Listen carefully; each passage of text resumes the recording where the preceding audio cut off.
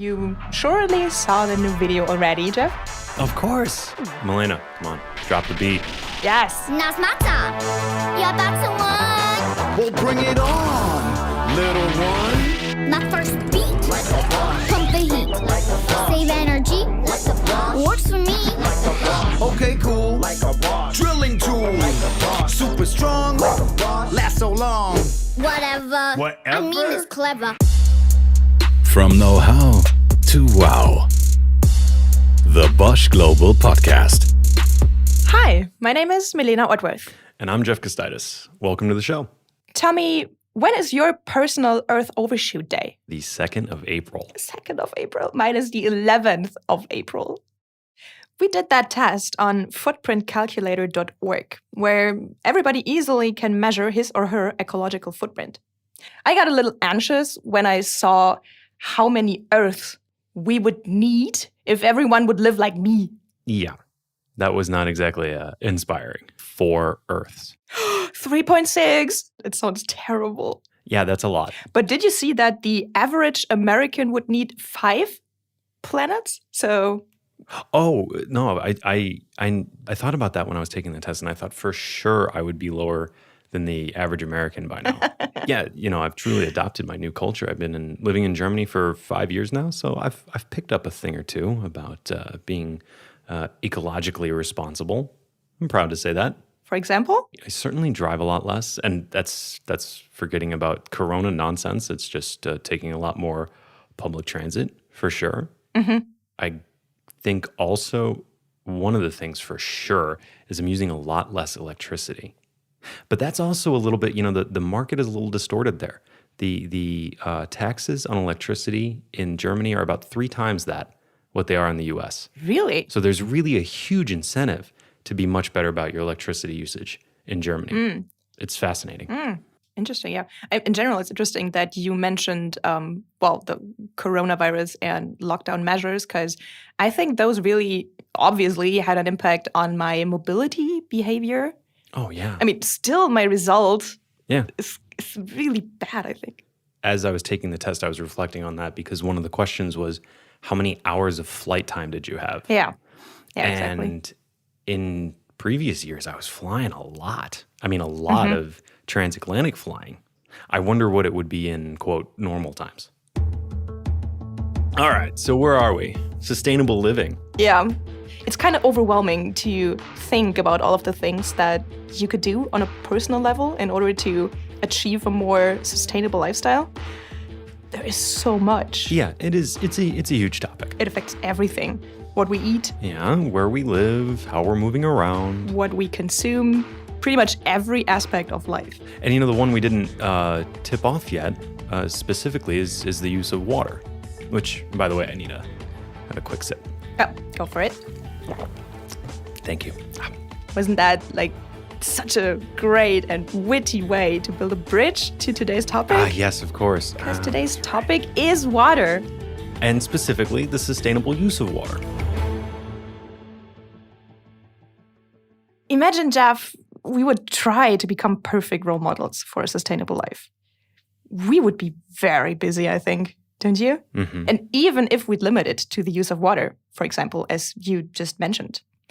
Good thing is that there are sensors and chips that can help us live a more eco-friendly life. And water, of course, is really a huge topic on its own. And even though fresh water is still completely abundant in most places, that's certainly not the case everywhere. And for this episode, I talked to someone in Australia who has changed the water utilization habits on a big scale. He made a whole Bosch factory rethink how they're handling their wastewater, and with some surprising and beneficial side effects. But we'll talk more about that later. Cannot wait for that. But I'd suggest first let's continue with looking at our own lifestyles. What do you think? All right. Geoff, would you follow me into the basement? And that does sound very That creepy. sounds ominous. Creepier than it actually is. But let's go to the basement. By now, I trust you. Okay, let's go.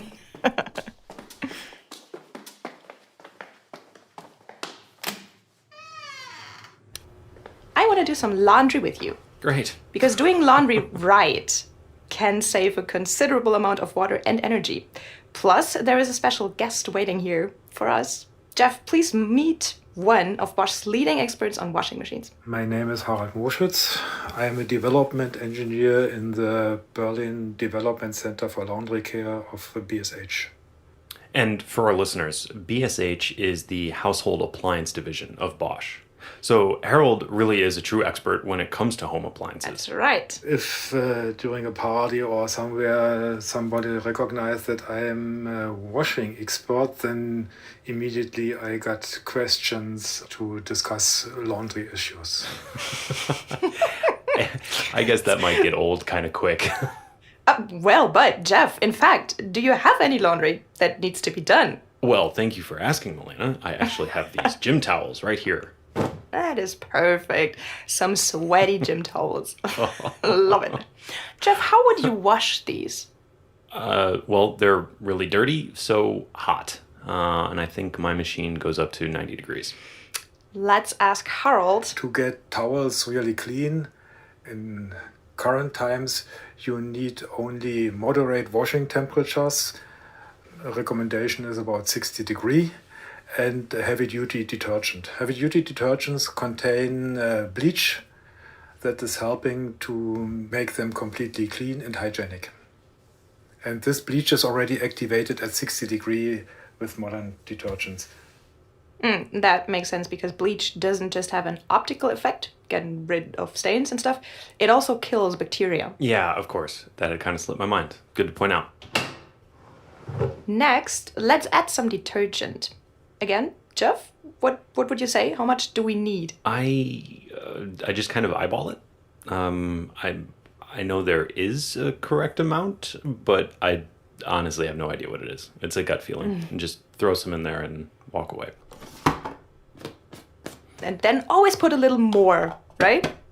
Yeah, just to of be on the course, safe of course. side. Yeah. In German, there's the idiom "viel hilft viel." Have you heard of that? You know what that means? Yeah. Okay. So viel have viel. That is for our English speakers. That is much helps much, which is obviously perfect. A little extra doesn't hurt, right? Yeah. I guess you can't really put too much soap in, right? That's what we would probably think, but let's see what Harold thinks. This is wrong. Of course. If you are using too much detergent, this can lead to heavy foam creation inside the machine. And then typically the machine will start with foam preventing measures, add additional rinsing cycle that is costing water and time. And too much detergent is also a waste of resources. Well, that's interesting. I didn't realize that the machines had such sophisticated capabilities to react to those problems mid-cycle. So really, you end up using even more water to get rid of that foam. That's really interesting. Okay. Yep, it is. But you do want some foam, right? Look, our machine hardly produces any. I would assume that's because there's not enough detergent in there. See? I told you that this would be a problem. I would have expected. I really would have expected to see a lot more change in the water. Maybe in the color or really seeing some foam through the window. Wouldn't you want or expect to see that as the process is going about? Harold? This is also wrong. Oh, of course. Again. This is coming from the past, where this may have been valid, but in modern washing detergents, there are chemicals inside, so-called foam inhibitors, that prevent excessive creation of foam, so you will hardly see foam during the normal washing cycles. I really hadn't realized that those cycles were so finely tuned. That's incredible. So, Harold, is that to say that the foam is really bad? It depends. If you have the delicate cycles and you are using special delicate detergents, these detergents still create foam because the foam is there protecting the textile from too much mechanical action, and so it is taking care for the textiles in this case. Wow, okay. Because I had actually always been rather skeptical that you would need different kinds of detergents between delicate clothes or regular clothes. Yeah. Which I guess is kind of a naive thing to think in the era we live Considering. in. Yeah, I never considered that foam would impact the mechanical force that's being exerted on a piece of fabric in a washing machine. That's crazy. But when you think about it, it makes sense, but it's still fascinating that we have that level of knowledge. Well, considering that we were wrong with our assumptions now when it comes to Every washing assumption we made was incorrect. Great. So yeah, thank you, Harold. That was pretty interesting. We'll hear from you again a little later because I have some more questions about washing machine technology. How did they get so much more energy efficient over the past years? Okay, Geoff, I think we're done here. Let's get back. Let's get upstairs again. Yes, please, back into the fresh air and sunlight.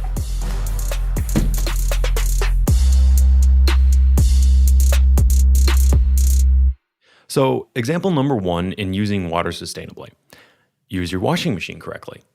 That sounds easy enough. Yep. Breaking the problem down into small pieces makes the switch to a more sustainable lifestyle so much more doable. But still, Harold told me how hard it is to actually change people's habits. Yeah, of course. If you're used to doing something one way, it's can be hard to change it up and start doing it another way. In the first place, you have to actually want to make that change. And then you have to actually be successful in establishing the new behavior, which can be just as hard. Mm-hmm. Yeah. And then it doesn't stop with yourself. Because, once you made the switch, trying to convince others to follow your example is even harder. Yes, that's an easy way to bring a little bit of conflict into a relationship. Spice it up a little. Yeah, right? Yeah. Dear good friend of mine, allow me to inform you how wrong you are. Told you so. That's my favorite phrase. I did tell you so. It's bad enough trying to tell someone they're wrong, and it's even a step worse telling them that you know the right way. On the other hand, we do need role models, I'd say, who show us what can be done. And that's why I would like everyone to meet Emily McCafferty. I am the blogger behind accidentalhippies.com, and I document our lifestyle and encourage other people to take a more sustainable path in their own lives.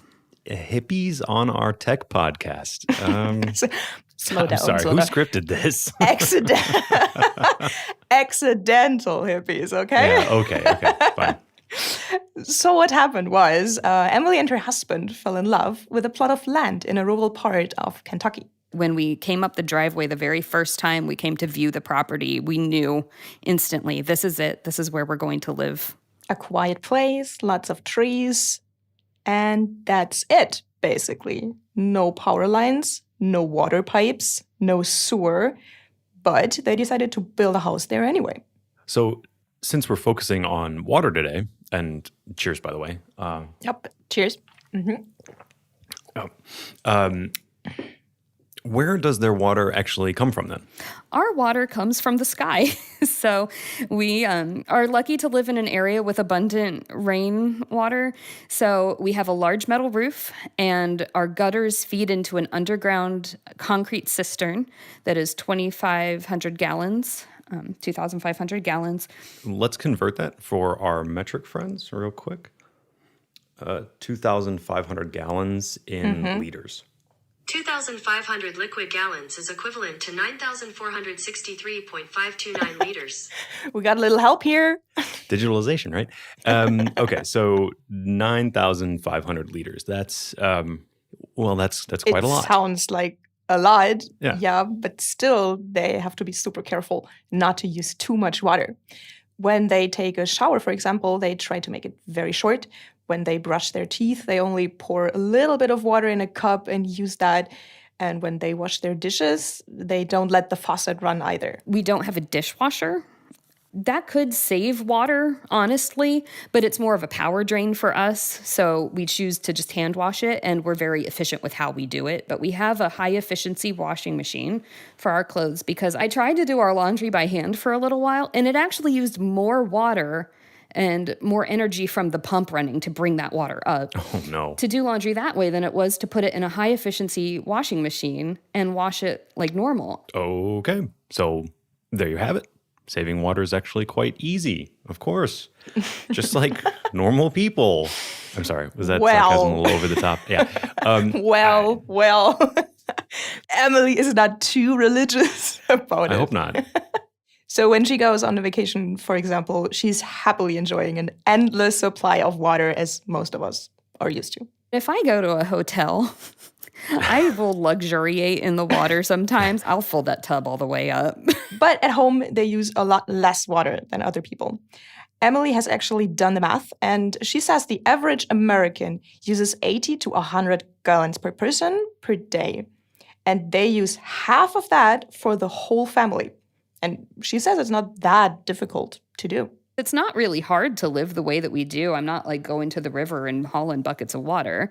It's a pretty easy lifestyle that we've created for ourselves in terms of water usage. So if we can do it, other people can certainly do it too. Mm-hmm. Yeah, I mean, theoretically, for sure.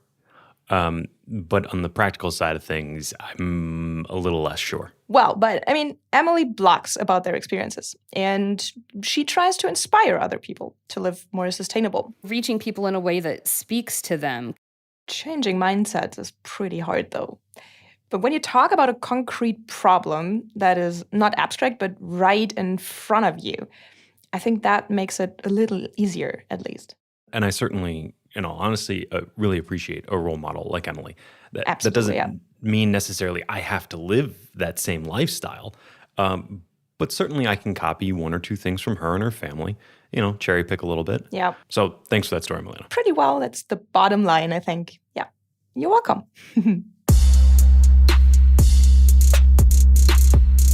Melena, I have an interesting story to share as well.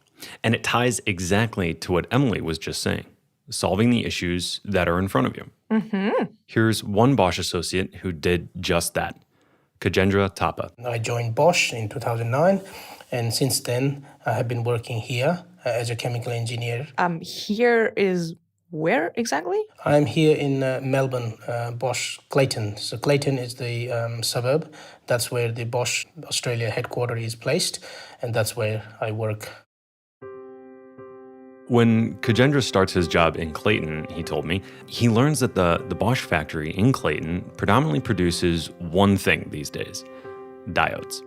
Those are small electrical components that are exported globally and used to control the voltage, mostly in cars.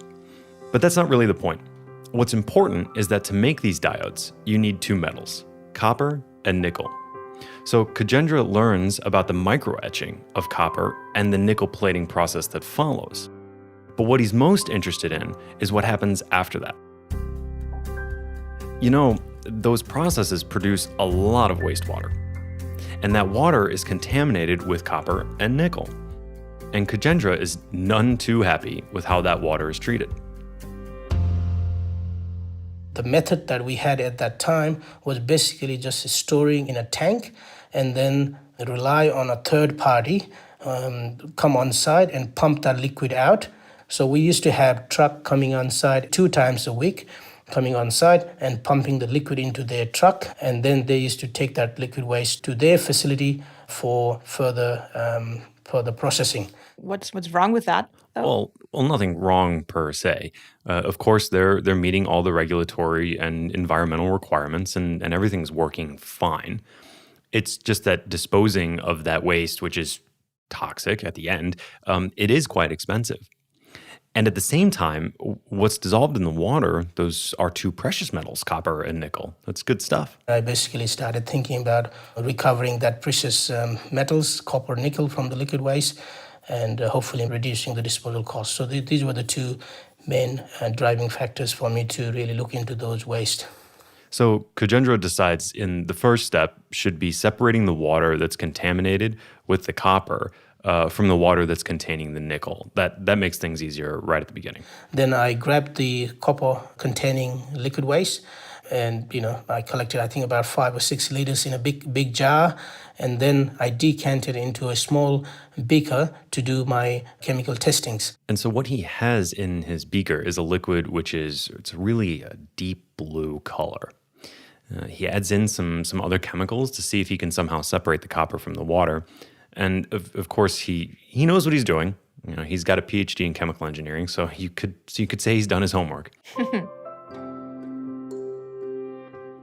So I did lots of tests to check the effect of the reagents that I was adding to separate the copper from the liquid.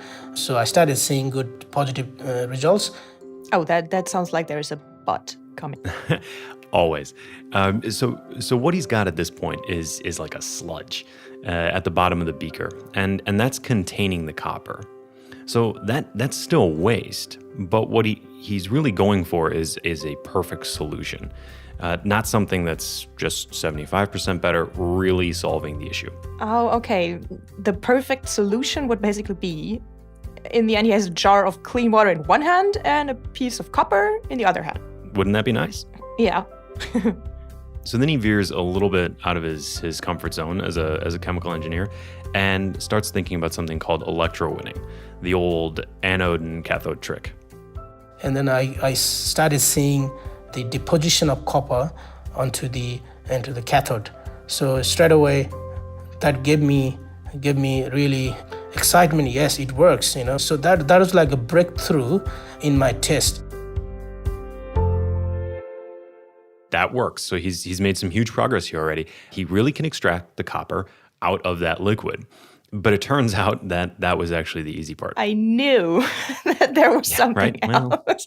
Come on, we got to put some drama in these shows, right? What do you mean? So he's made a lot of progress so far, and he's found a great solution. But he still has an issue in the people around him.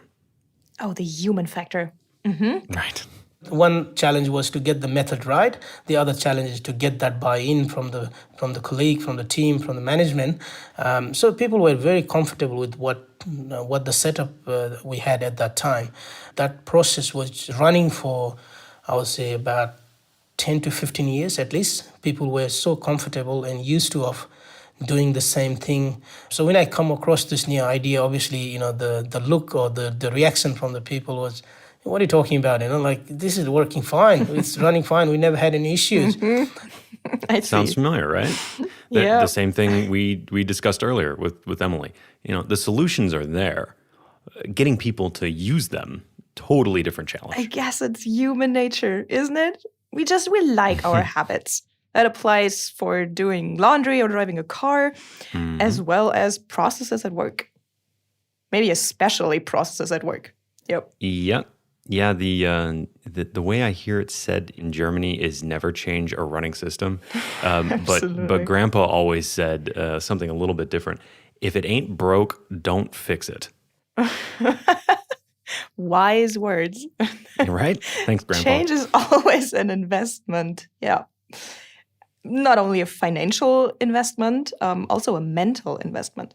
It is just so much easier to carry on with how you've always done things. But not with Kajendra. No. He found a company, actually not too far from Clayton, still in Australia and still in Queensland, that actually is producing the electrowinning equipment for mines. So they use it to extract metal from their wastewater. Couldn't that also work at the Bosch factory? So I sent some solution, about 1,000 liters from here, Bosch Clayton side, to Queensland. And then they did the testing in their rig, and they managed to recover 99.9% copper. Wow. And from the test, they showed me like a cylindrical shape, a metallic, pure copper cathode, basically a cylinder of copper, which came out from that liquid. That's cool. That's really cool. So that's about a pound, which is a lot. And copper is expensive these days. That's no joke.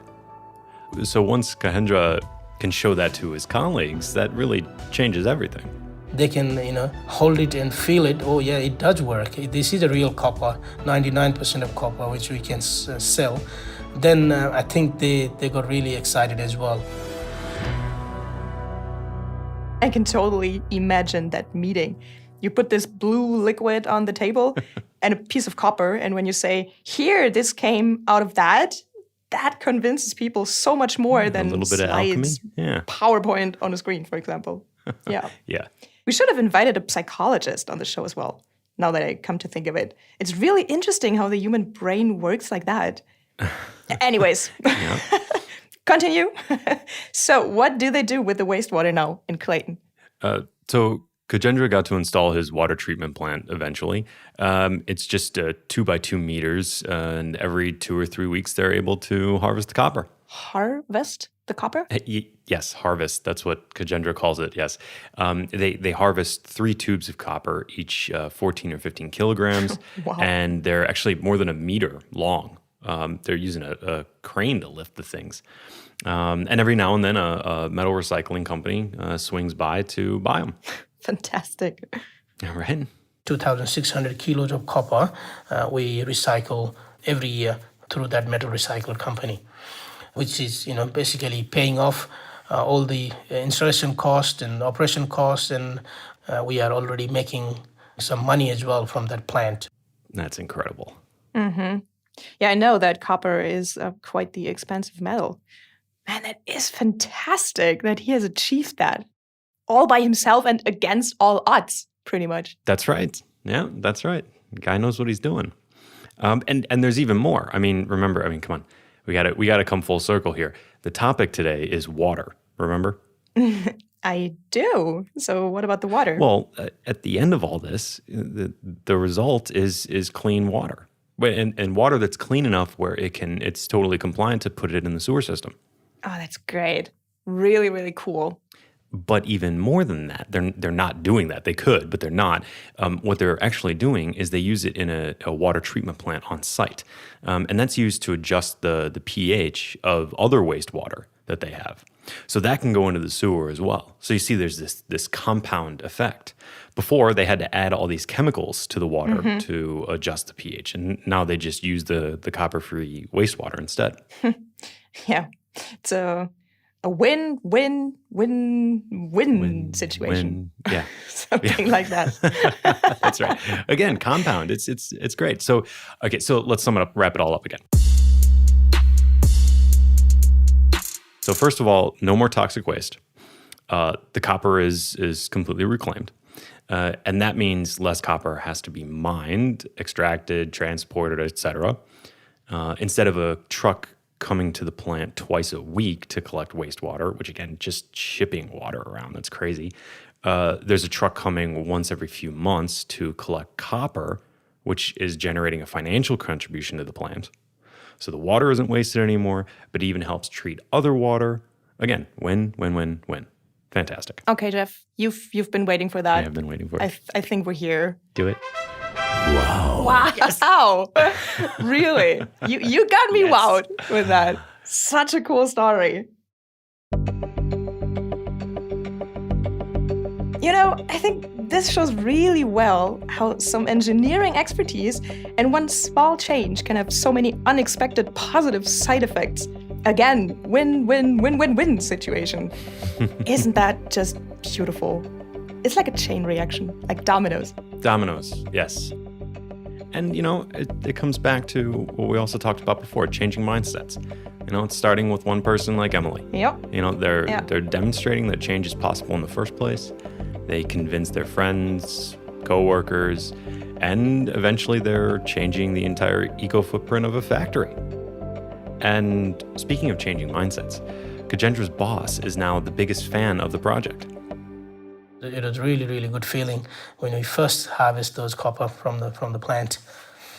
In fact, my manager, he's got one of the cathodes sitting next to his desk. I think he does show to the visitors, so a few other people who come on site, look, this is what we are producing. Isn't that great? Love that. And so for me, this is, in actuality, it's a story about leadership and role models. You just need people who just go ahead and start making the changes. But not only people, I'd say. Also companies can become a role model for a bigger impact. Bosch has taken on that role. For example, by the end of 2020, we became the first climate-neutral company of our size. And sustainability will remain a major topic for Bosch.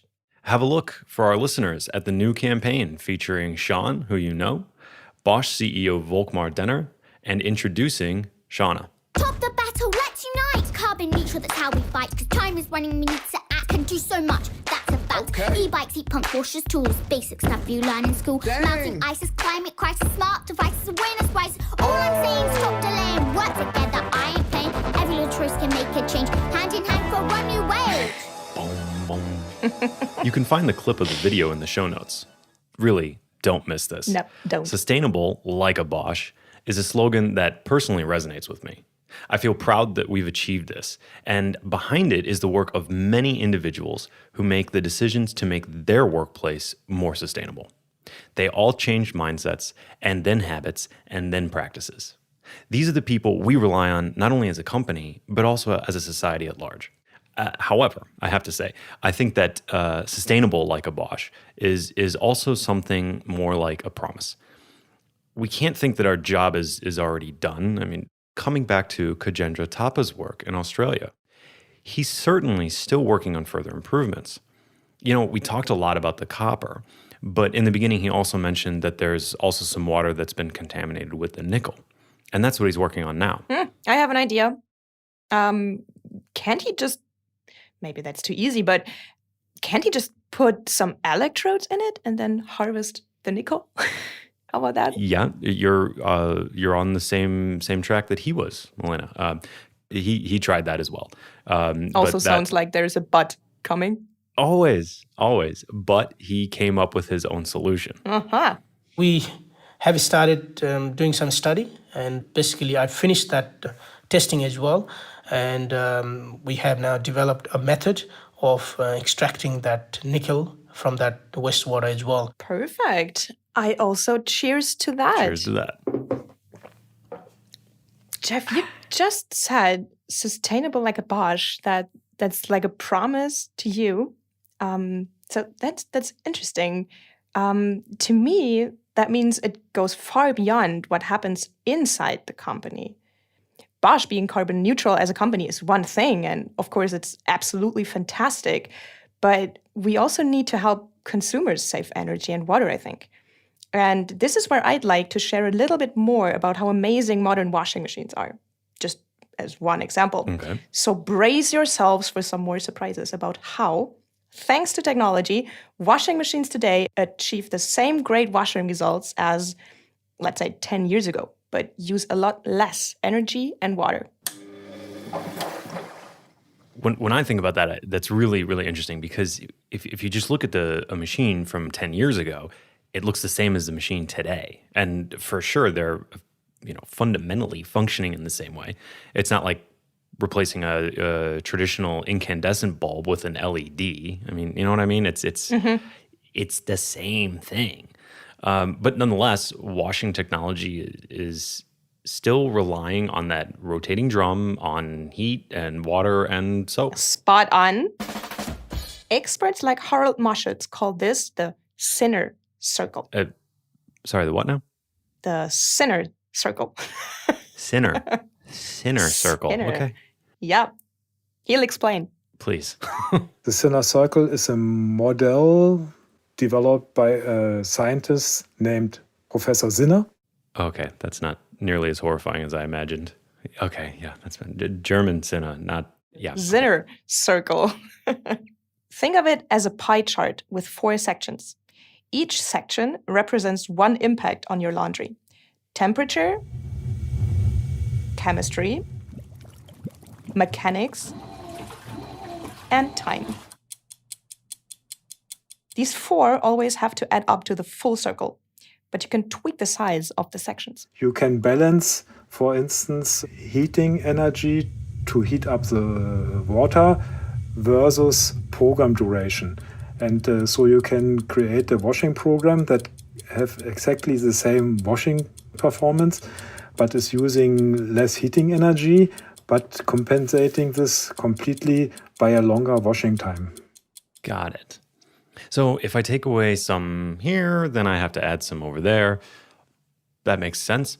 I imagine temperature and the chemistry, mechanics, and time kind of like 4 knobs that Harold can adjust to create different wash cycles. Mm-hmm. That's how it works, Okay. more or less. If that is like a law of nature, how can washing machines still become more and more efficient? One development is that wash cycles have become much longer. The most efficient ones take some 4 hours, which has implications for the engineering of washing machines. We have to develop machines that are more sustainable, that can run longer time. So we have to develop motors that are using less energy but can run for a long time. Our new inverter motors are this kind of motors, for instance. So now we can increase the amount of time in the Zinner circle. Next up, the mechanics. I'm not sure I want to increase the amount of time in the Zinner circle. What's there to gain there? From a simple glance, I mean, as I said before, the drums today look basically the same from 10 years ago. Actually, Harald says there have been some good improvements on drum design, optimizing the mechanical impact on the textiles. Probably the biggest impact is the use of bigger drums. Yeah, okay, they're definitely bigger, and I guess because when the laundry is lifted up by the turning of the drum if it's a bigger drum, then it has a farther way to fall. Mm-hmm. And then so you're utilizing that mechanical force that's built up from that. Mm-hmm. But how can you build a bigger drum into a washing machine that is still the same size? Well, obviously that's the magic of the Zinner circle, I guess. Electronics is the answer. Right.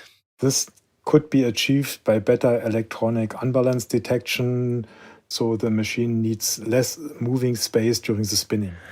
To use a little bit of a euphemism, the drum needs less wiggle room because the sensors are detecting when it's spinning unevenly, so they can control that better. So first, we increased the amount of time in the Zinner circle. Now the mechanics. And we already talked about the fact that the chemistry got better too, with high-efficiency detergents. All of that means that we can reduce the fourth section of the Zinner circle, the water temperature, which saves energy. Here's another key aspect. The mechanical design of the machines was changed to enable the washing with lower and lower water amounts inside the machine. For instance, we have circulation pump systems that taking the water from the bottom of the tub and spraying this inside the laundry again. Less water means less water that has to be heated. Again, saving energy. But there is a problem. What's that? It's you, and it's me. So basically people who operate the washing machines. Here we go. I knew I was going to get blamed for this somehow. We are just too impatient. We don't want to wait 4 hours. We select temperatures that are unnecessarily high. Yeah, Human factor again. Or use too much detergent. Again, you already informed me I was doing that improperly. We discussed that. So what exactly can I do about it? The solution is called automation. The machine is automatically doing a load detection in the beginning of the program and is adjusting the water amount, the program duration, and if you have the automatic dosing system, also the detergent amount accurately and exactly to your load amount and degree of dirtiness. Right. Some of those modern machines, I mean, they're basically doing everything themselves. I mean, I know they're weighing how much laundry is in there first, right when you put it in. And then with the weight, automatically adding the right amount of water and the detergent. So, I mean, if I'm having the right machine, basically the only thing I have to do is load and unload it. They also measure how much water is soaked up by your textiles. So if you wash towels, again, back to your sweaty gym towels, they use more water. And obviously, I absolutely need that. Thank you. So we got a lot of user errors covered there. Yeah. Now, how do we get more people to use lower temperature cycles? That's why this energy saving program is now named Eco 40 to 60. So in modern washing machines, starting March this year, you will find the program setting Eco 40-60. And this is the recommended energy saving program. You know, I got to be honest, that kind of sounds like a marketing trick. Well, actually, it's required by regulators in Europe. So the thinking is that you can now achieve the same washing results at 40 degrees Celsius than you achieved at 60 degrees in the past. So if it's called 40 to 60, the hope is that people will combine their 40-degree laundry pile and their 60-degree laundry pile into one. That means they're not only washing at a lower temperature, but also more often have full loads. Right, because the machines actually these days are most efficient when they're full and not just half full. Yeah, correct. In this episode, we have mentioned again and again how difficult it is to change mindsets and behavior. So maybe the Eco 40 to 60 washing cycle can help. I think it's worth a try. I totally agree. But tell me, is the end of the road now for washing efficiency? I mean, we've made so much progress. At some point, we're going to hit a wall, right? The road just got a little bit longer. Starting in March, there will be new energy efficiency labels in the EU. Again, going from G up to A. For Harald, it's new motivation. Yeah, a new label and the related rescaling is always a driver for competition and for technology. Yeah, of course. And naturally, you want your washing machine decorated with the nice, shiny new A label, right? The only thing is, washing machines use so little water today that Harold says it's almost impossible to wash with any less water. But what still improves by a lot is the electronics. So the sensors and the software are getting better at understanding exactly what's going on inside of the machine. Yes. And with that, guess what? When the new label launches, Bosch will already have a machine ready with the energy efficiency class A again. Wow. I wouldn't expect anything less. and I think, really, this is a nice conclusion of this episode, Melena. It's hard to make changes toward a more sustainable lifestyle already. But in many ways, technology can help us with that. And when we have the technology that we can trust, it will do a great job.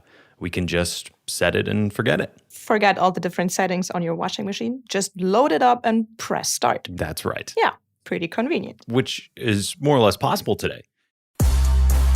I'm really curious to hear from our listeners what they've changed in their lives to be more sustainable. So why don't you send us a voice memo and tell us about a habit that you've changed? And really, no matter how small it is, it has an impact. Yes, we'd really love to hear from you. So please send your voice memo to contact@bosch.de. That's KONTAKT@bosch.de. Or please just write us a comment below.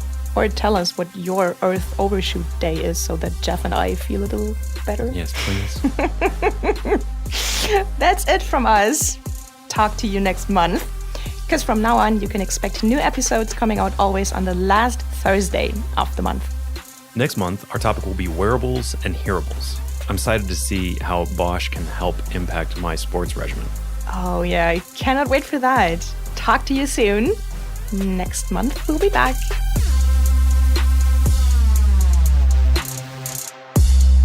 From know-how to wow. The Bosch Global Podcast.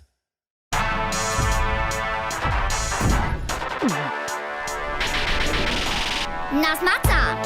You're about to win. Well, bring it on, little one. My first beat. Pump the heat. Save energy. Works for me. Okay, cool. Drilling tool. Super strong. Last so long. Whatever. Whatever. I mean, it's clever. But back to me. Charging me. Electric drive. My cool lights. I drop the mic. I like your bike. Hey! But take steps with me. Save energy. Water saving camel saying, how amazing. It's time to quit. That was fun. It's past your bedtime and I'm done. Like a Bosch. Like a Bosch.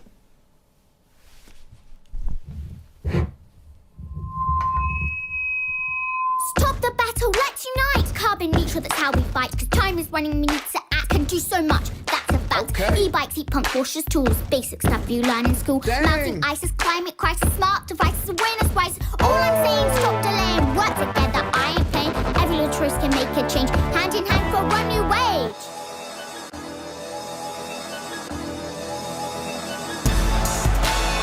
Truly represents the future. So many ways for better days.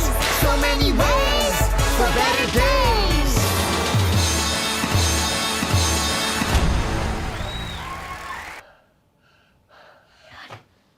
That was so fun. This works. Live sustainable, like a Bosch, with many eco-friendly solutions for a better future. Because every little choice can make a big difference.